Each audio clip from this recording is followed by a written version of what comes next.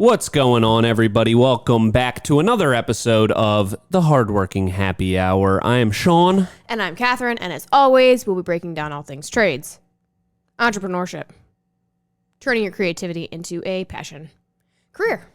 Taking that creativity and then turning it into a passion career. Turning it. What you're going to want to do is you're going to want to turn it into a career. Turn it into a career or don't. Or just leave it as a passion. Maybe just have a hobby. Maybe just have a hobby. Maybe that's something to think about. What? Before we even get started, I would like to congratulate you. What? On finding a hobby. We always talk about how you are a hobbyless man. No hobbies. No hobbies. You find joy in no hobbies. I find joy in almost nothing. No, just no hobbies. Yeah. Recently, you've been gardening. That's a great hobby. That's like the best hobby to have. It's a great hobby? It's a great hobby. I tripped over my words there. Hobby. Yes. And so congratulations on that right off the bat. I wonder how long it will last. Well, you've been doing it for a little while. I feel like every day you come into work and you say, was trying to cue you up. I was trying to cue you up because I've been saying that tending to a garden is the... Don't say it. Cue me up again. How long do you think it'll last? Potentially, actually, I don't know how you want me to answer that now. Tending to a garden is the work of a lifetime. That's what you wanted to say? Right. But I couldn't think of how to cue you up.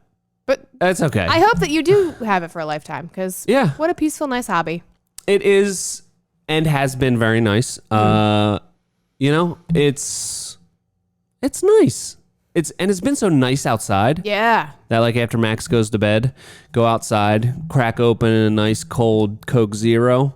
Oh, Coke Zero. I've been on a Coke Zero kick, yeah. Not Diet Coke. Not Diet Coke. I've been on a Coke Zero kick. Okay. So crack open ice cold Coke Zero and go to town pulling some weeds. So meditative. Great. It has been. It's been very nice, yeah. So it's been enjoyable. Congratulations. I'm so proud of you for finding a hobby that you enjoy. Thank you so much. And I forgot to show everybody at work. You know how we're doing the Phantom Post? Yes, I do. It's not the first Phantom Post. What? A what? I have a Phantom Post at my house. What? It's completely rotted away to the fact that, I'll show you a picture real quick. Really quick. Oh my gosh. Yeah, so. Okay. The sun porch on my house. The bottom of the post on the corner is so rotted. Look at it zoomed in. Yeah, there's nothing there. It's not there. It's just nothing. I'll put it into the camera. Yeah, we'll pop that in. We'll see if you can see that. But yeah. So it looks like the bottom 10% of that post is just not there for the listeners. Yeah, the post is not there. Did you know that, or did you just happen upon that? Did you know that was happening? Yeah, for sure. So it was rotted. You could see it was rotted. Like the bottom was kind of rotting out pretty good. Right. I wasn't sure of the extent of it, but I took all of that out in 3 seconds just with my hand. So it was just mush. It was just mush and dust. Yeah. But it's tied into the sidewalls pretty good, so it's not sagging or anything. So I think it's fine. You sure it's not sagging? Doesn't look like it's sagging. It's not a super obvious sag. That's good. So seems fine. Are you going to fix it, or are you just going to run with this whole Phantom Post thing? I think I'm going to fix it. So, yeah, we'll see. But anyway. Interesting. I noticed that while I was gardening. Good to know. Because I'm outside. But anyway. Okay. It is nice to be out in the garden. Oh, it's so nice. Out in the garden. I love it. I got, you know what I got? I got a nice hose nozzle. That makes a world of difference. It and does. That sounded sarcastic, but it is not. Thank you. I'm glad that you understand. Spent damn near $20 on the thing. Oh, yeah. That's pricey for a nozzle. But the shower setting on it is phenomenal. I want to use it in the shower. It's that nice. It's such an even disbursement of water. It's wonderful. So anyway, that's what I got going on lately. The things you care about in life as you age change drastically. They do. But I do feel that because I agree. Ours is our main hose is right next to our driveway. It's as opposed to your side hose? I do have a side hose, but that one's broken. So something. It's not a good way to talk about your side hose. She's broke. All right. Anyway. It's next to the driveway. So And Pat always backs up his trailer and his trucks into our driveway, and he's constantly running over the hose attachment.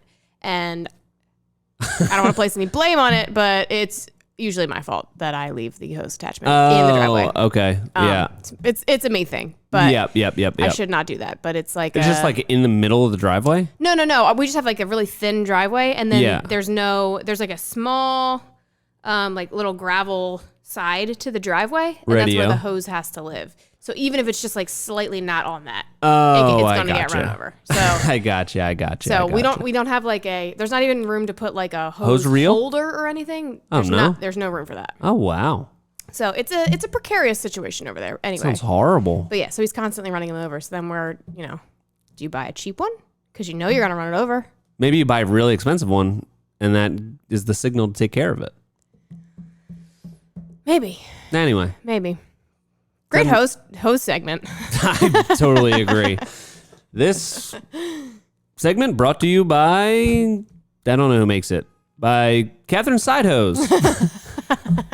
Anyway, all right. I don't know how we got on that tangent so quickly into this episode. I know, really. Fun, though. It was a really fun little tangent. That was fun. Enjoyed that. This week, we're going to talk about mainly two things. Yes. The power of storytelling. Yes. And you know what? Why? Do you know why that sprung upon my mind? Because you're reading a book. Yeah. Is that it? Yeah. I told you. I know. I didn't know if you wanted to pretend like I didn't know. Oh, okay. No, I told you. Like, do you not listen to me? It feels like that sometimes. It feels like no one's listening to me at work sometimes when I go on my tangents. Anyway. That definitely happens.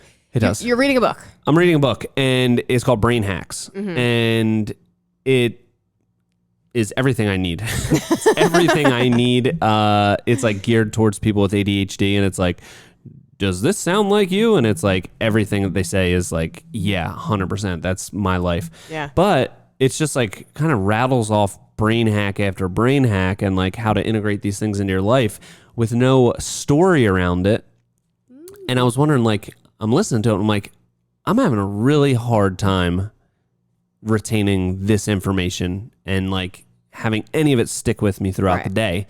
And then it got me to thinking, all the other like impactful books, they place these actionable steps inside of some sort of story. You know what I mean? Mm-hmm. So I know exactly what you mean. You can kind of connect to it, and that helps you retain the information and move along with it. Mm-hmm. So I thought, wow, there's some great applications for that little concept in your business. Yeah, I love that. I already have so many examples in my brain. You do? I do, yeah. Oh, really? I have some too. So okay, great. All right, well, that's the first thing we're talking about. And then what's the other thing? Haters. Haters, yeah. There's only three things that are given in this life. Yeah. Death, taxes, and haters on the internet. Do you know where I was going with that? I figured it out. Yeah. Yeah. I knew okay. it. Right. Yeah. For some reason recently. Yeah. I mean, it's pretty consistent always, but I have been the so aggressive too. I know. God. It's really unhinged behavior, but it's totally unhinged behavior, and our society as a whole is destined to come down. Yeah, based on this type of behavior. But we thought it would be fun to relive some of our greatest hater moments. Yeah, and laugh about it a little bit, and also talk about how we deal with it. Yeah, because you could have haters online. You could have real life haters.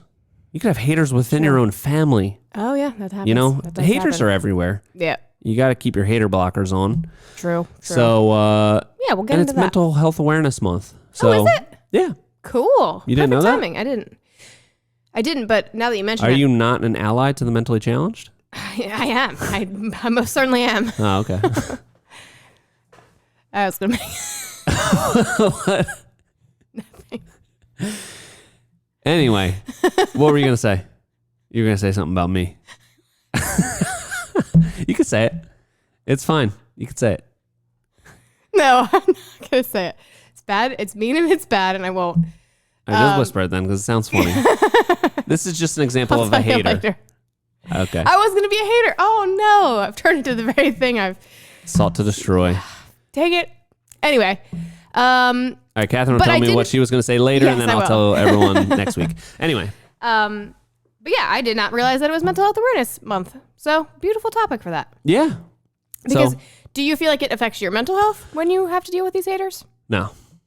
Perfect. It doesn't really. As I was going through a bunch of different hater comments to gather some to read aloud to everybody, they've ranged such a diverse range of topics.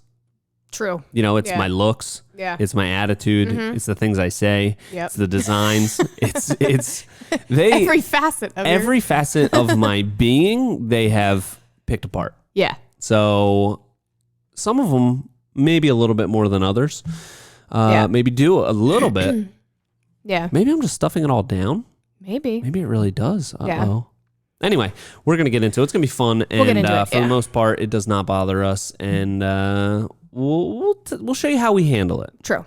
I like to handle all things of this nature with a little sprinkle of humor. Yes. And that always makes me feel better. Save it for the segment. I'm going to. Jeez. Anyway. All right. Well. Cheers. Cheers. We are drinking Cape May Brewing, Cape May Whites. Yep. It's like it's a wheat style or whatever. Yeah. Oh, that's nice. Pretty good. And from New Jersey. Beautiful. I think I'm actually going somewhere near Cape May to go camping tomorrow. Yeah? Yeah. Cool. Proud of you. Thank you so much. Appreciate that. Do you want to talk about camping tomorrow? I don't think so. Haven't gone yet, so I don't know what type of stories will happen. Okay.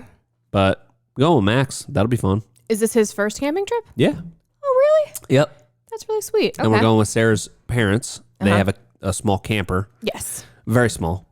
Yes. All 5 of us are sleeping in this little camper. It's going to be tight.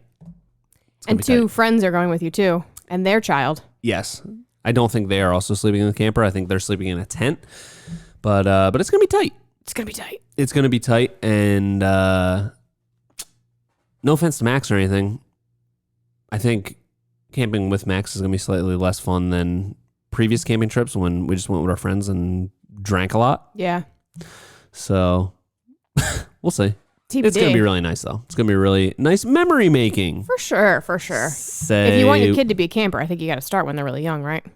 Isn't that how that works? So. Not sure, but TBD. I'll update you in many years from now. Cool. All right. See if it worked. So, all right, let's get into it. Okay.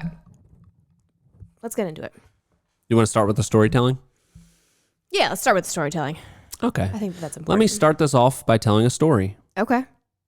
I actually don't have one prepared, but storytelling.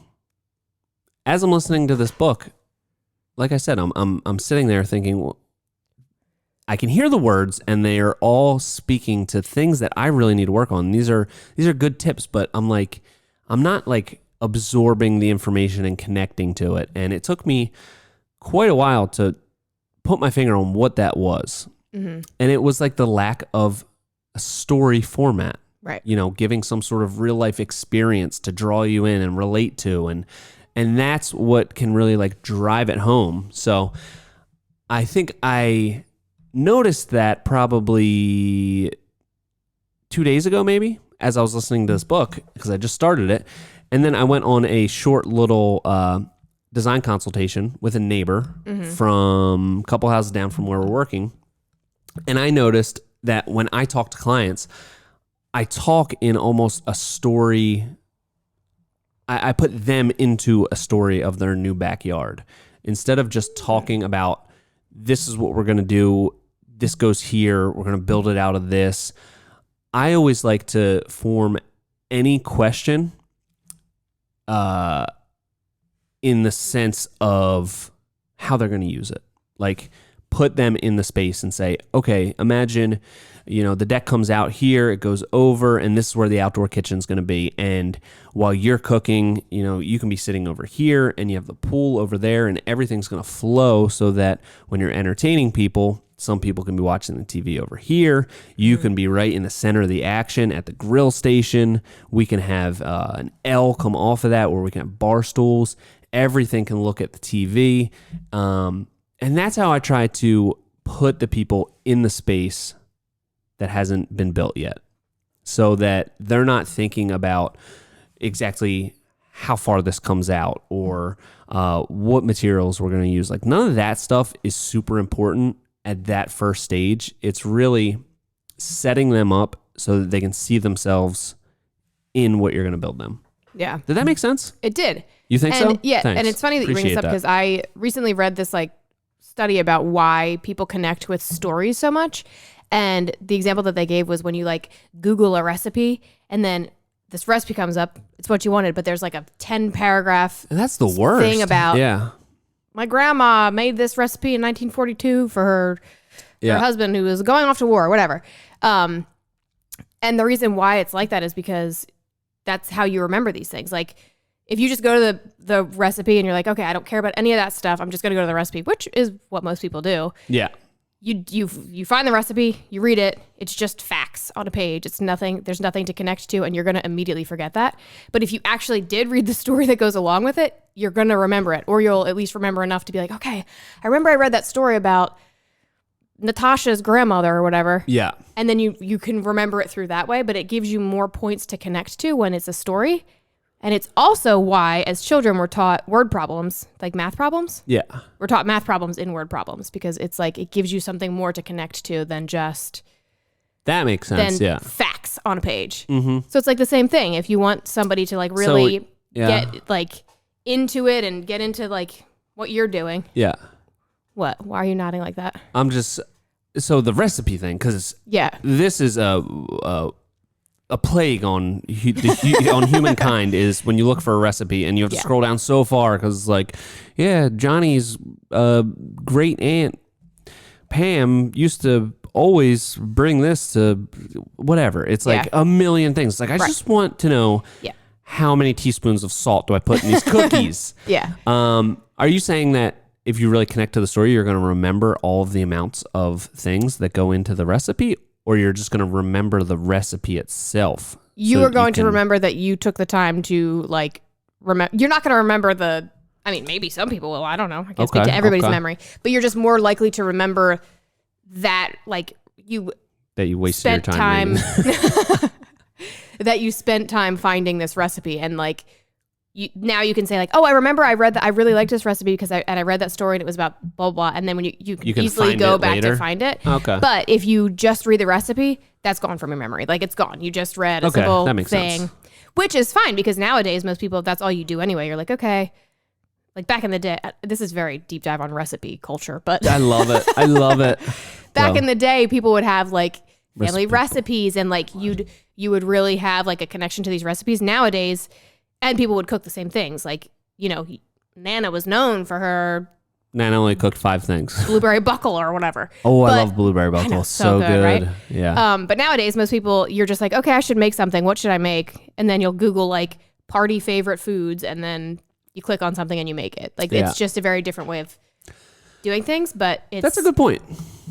I get it now. Now I understand because, you might have something like a turkey chili. And you're like, that was so good. It was turkey chili. You just type in turkey chili and you're like, I can't remember which recipe this was. But if it's like a story, you're like, oh, it was that blog. Yeah. That's where I got the recipe. So I type in Natasha's turkey chili. Boom, that pops up. Okay. Yeah. So it's kind of counterintuitive because it's giving people more to remember. But because there is more to remember, there's more things for your brain to connect to. More like latch points. Exactly. Yeah. So like when you're selling to your client and you're giving them all of these things, you're like, if you just show them a picture and you're like, okay, whatever, this is what you're going to get, blah, blah, boring. But if you tell them the story, like you said, this is where you're going to spend the time with your family and blah, blah, blah, like it gives them more latch points and then they're going to think about that later. They're like, oh my gosh, when Sean described, this is where like, we would be looking at the TV from this angle and blah, blah. It gives them more latch points to be like, to really connect to the experience. Yeah.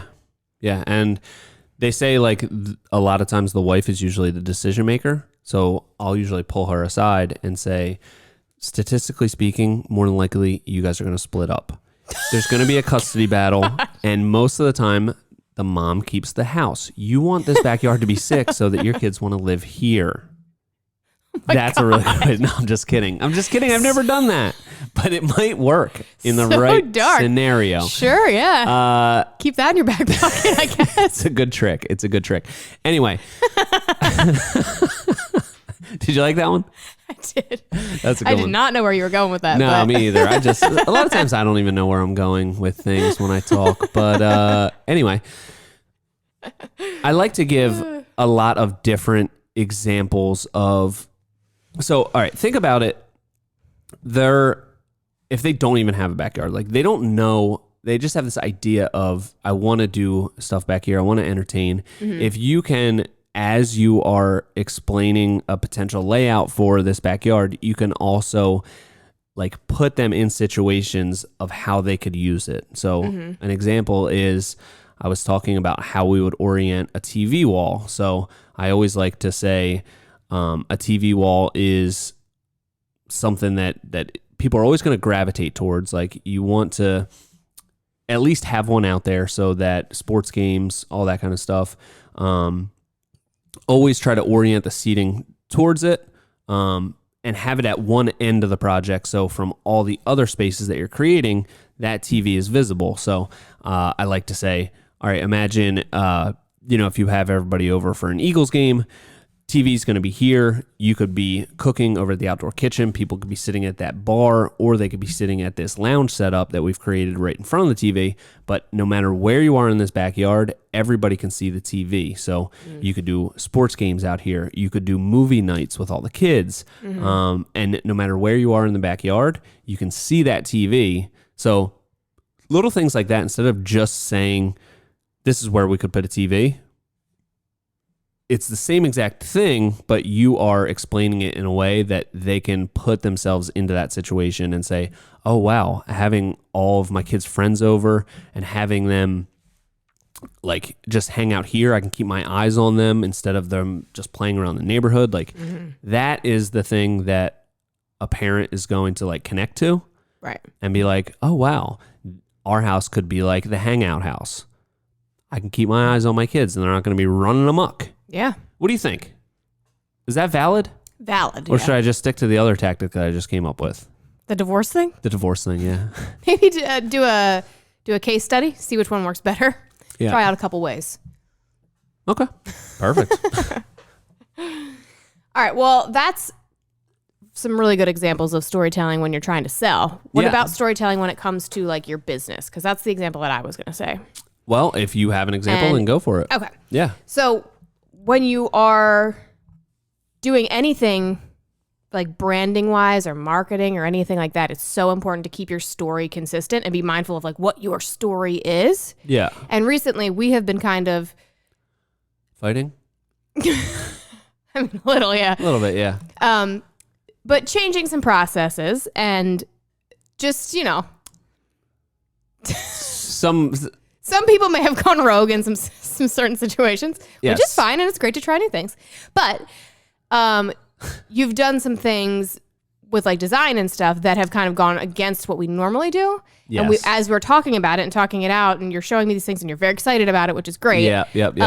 I keep saying like, how does this fit into our story? You are changing something about the way that we have done things historically. So how does this fit into our story? I'm not saying that we shouldn't or couldn't do that. What you want to do? You just have to give me a better reason. Other than just like, I wanna, like if just it's important to keep your story consistent, I would say. Yeah. Or mindfully change your story. Yeah. You know what I mean? I will say you have been a great story accountability partner. And it made me realize this week that it can be difficult to 100% stick to the brand that you have created. Yeah. Like it's very easy to stray off of that a little bit. And straying it off of it a little bit isn't necessarily the biggest deal in the world. Like from the outside, people may or may not get confused by mixed messaging. Like, as far as if you take one job that's like not totally exactly like right in your wheelhouse, it's a little bit different.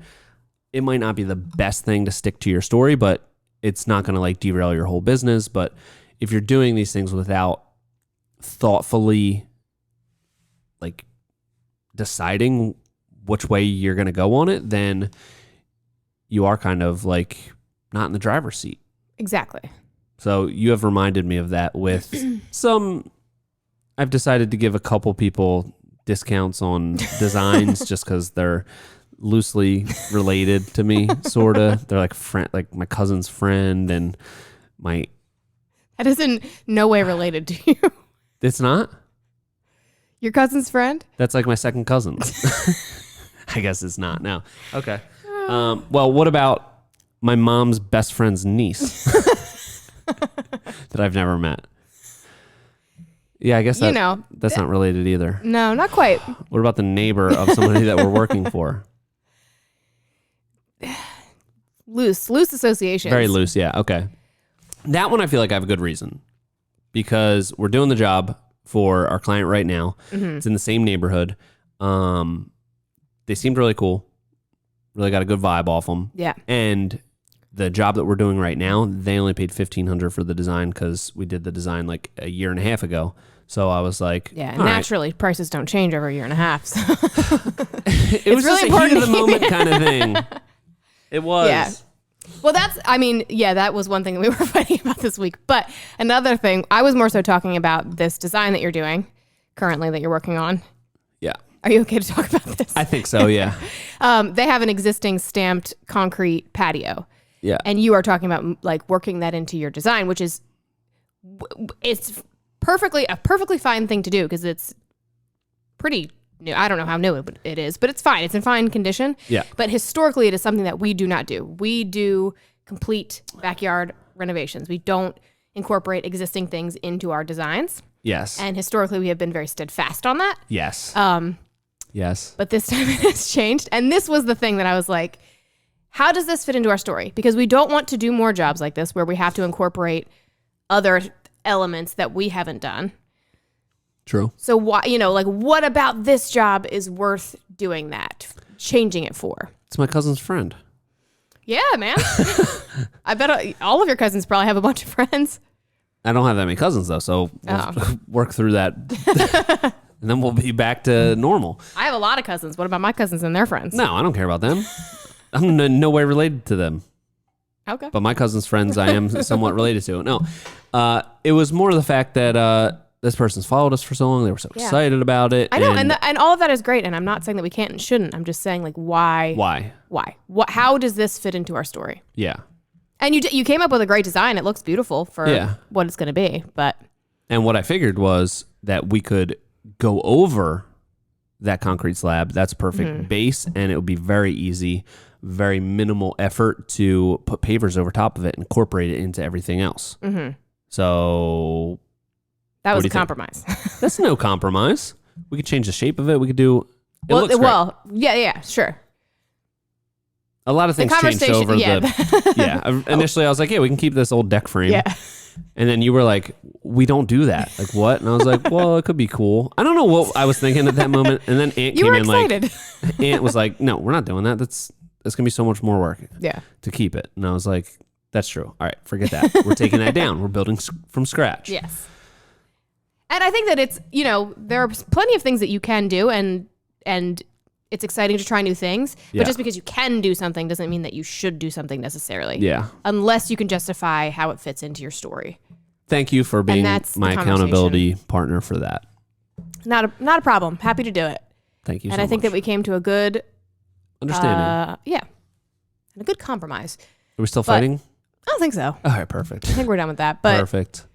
But I feel like that's a perfect example of storytelling and why it's important to keep consistent, because ultimately we don't want more jobs like that where we're, where then people are like, oh, I saw how you like redid that stamped concrete thing. Can you do that to my backyard? I want to save a couple bucks. Like, true. Those kinds of jobs lead to those. And that's what we preach on this podcast all the time. Do the jobs that you want to lead to. So you're like using my own words against me. I know I am. God, you're right. Hey, when you're right, you're right. Yeah. And for that, I tip my cap to you. So thank you. All right. Not a problem. Enough of the finger pointing here. I didn't mean to be finger pointing. I just thought it was an applicable thing. Perfect. It was a learning moment. We both learned and compromised. So. Yeah, that was great. What else you got? Anything else on that front? On storytelling? Yeah. Well, in what other ways can you tell a story? Are you asking me, or is that like, are you just putting that out into the air? Into the ether? Yeah. No, I'm asking you. Me, what other ways can you tell a story? Where else does your story matter? Where else does your story matter? That's a really good question. Maybe just like personally? Like a memoir? Yes. Do you plan on writing a memoir at some point? Eventually, yeah. I'm not sure. Is it cooler if somebody else writes a memoir about you, or you write your own memoir? I think you have to be dead at that point. I'm not sure. Yeah. Okay. We've got time. We'll figure that out. TBD later. on that. Yeah. We'll talk about that next week. Where else what do you mean in your personal life? Well, just like how you present yourself and like what are your values and what are your values and all that kind of stuff. And point. I feel like in these industries, especially trades-based industries, very close-knit groups. Yeah. So presenting yourself in a way that is beneficial ongoing. I feel like a lot of people maybe get like scorned and then burn bridges, and then they're kind of screwed when they're trying to reapply because their reputation precedes them.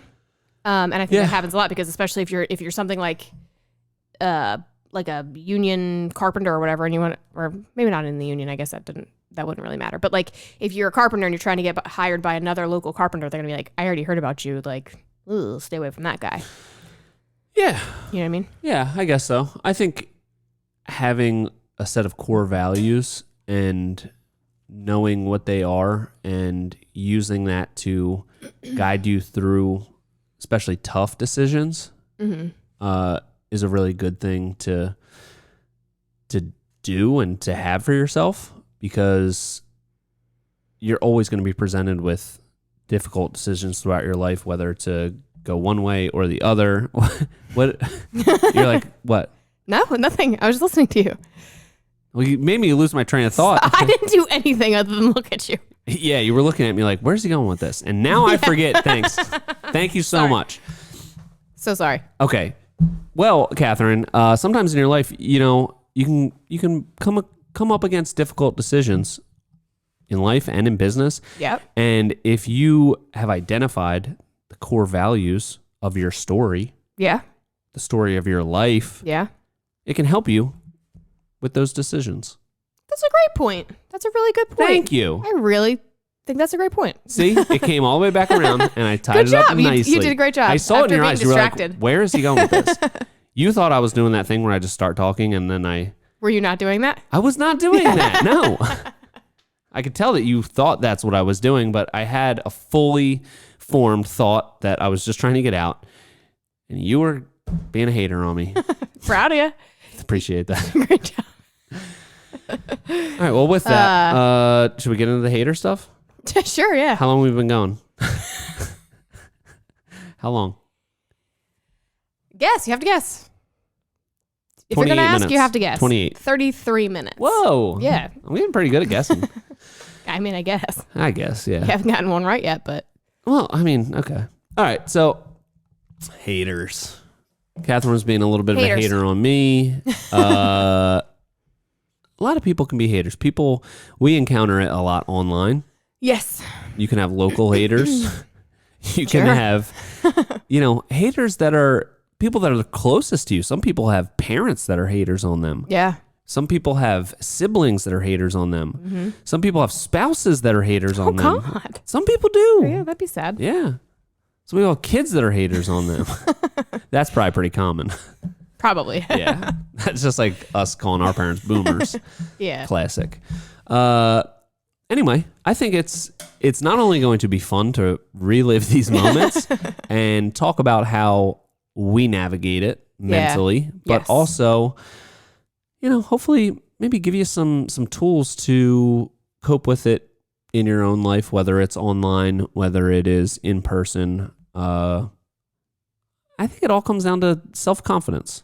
Yeah. Self-confidence and knowing why you're doing the things that you're doing. Yes. Yeah. And if you believe that, then nobody can break you down. And they shouldn't. But they're going to. They're going to try. Yeah, they're going to try. They can't. Can't, but they're going to give it their all. All right. For some bizarre reason. Yeah. Oh, they are. My God. Do you want to start? Sure. You've recently Yeah, so recently I've apparently just been very controversial. You have, yeah. You have. Number one, you're a woman doing construction work. You have no place in this industry. Absolutely not. Number two, I don't know, I have 3 fingers up right now. Number two, you have blonde hair, so it means that you're kind of dumb, right? Could be, yeah. You know? Definitely could be that. What? Remember blonde jokes? Yeah. I actually don't get that many blonde jokes. Really? How many blondes does it take to change a light bulb? I don't know how many. Just one. She was an electrician. Aggressive. Right? How's it going? Yeah. Anyway. Okay, so where to start? I screenshotted a couple of these. Let's start. Should I leave the most aggressive for last? Or should I start with the most aggressive? Let's save that for last. Let's save that for last. All right. I feel like somebody needs to check in on that person. Yeah. I don't think they're doing well. All right, I'll start off pretty mild. Okay.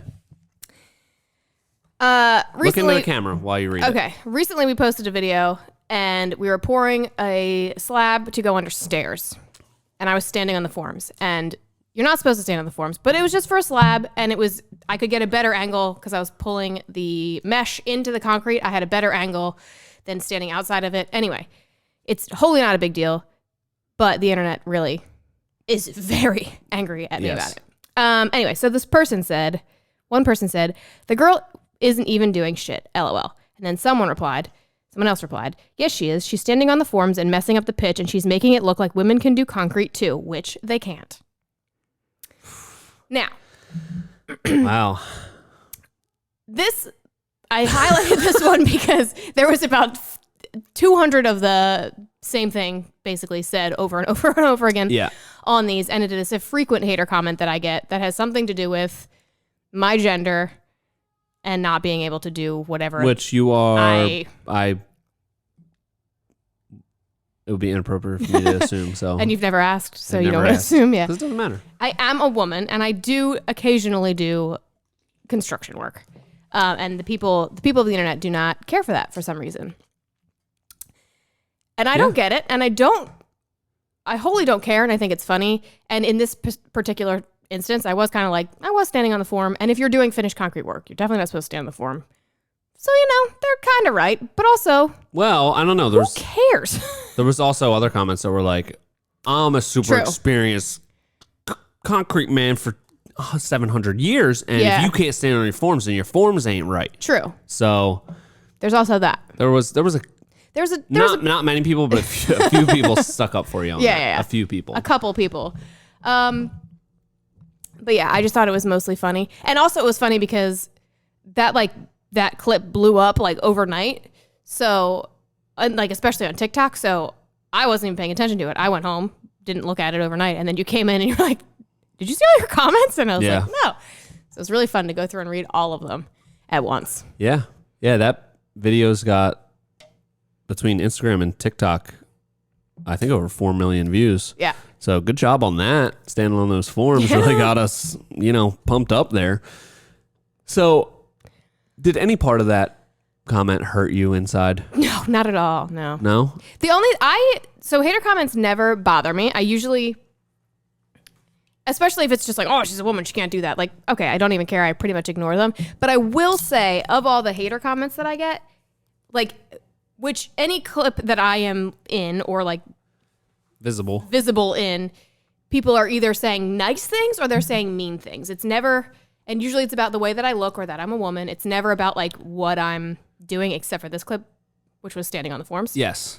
Yes. So on a clip where someone's saying mean things and somebody's saying nice things, my eyes always gravitate towards the mean things. And that's what I would say is a problem. Yeah. It doesn't bother me, but I definitely focus on the mean things more so than the nice things. And I think that says something about you as a person.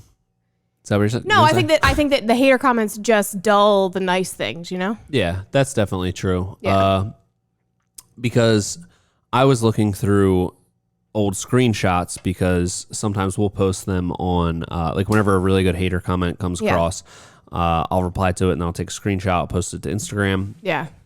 So I was going through old screenshots and it's like all hater comments. But then I noticed one time I must have been thinking at that moment, you know what? I'm only giving shine to these haters. Exactly. Let me highlight a bunch of the really nice comments, because probably still, well, on videos like you're talking about, 90% were haters, but in the general sense, most comments are complimentary and are good.